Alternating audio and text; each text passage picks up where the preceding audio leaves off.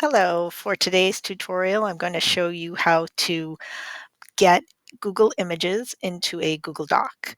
So the first thing you're going to do is open up Google Classroom,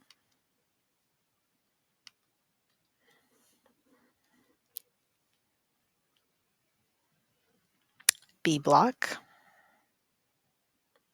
and you're going to click on Classwork. Scroll down and you'll see number 1 under your name.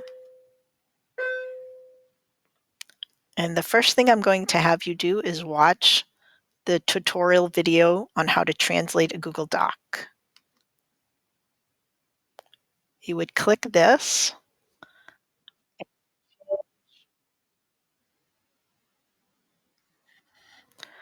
going to click on the closed caption and the gear next to it.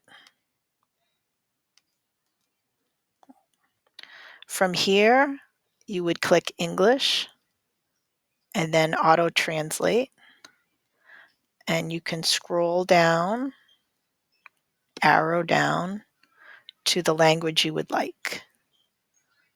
Portuguese seemed to work very well for you, so let's go to Portuguese. And then you'll be able to read the captions in your language.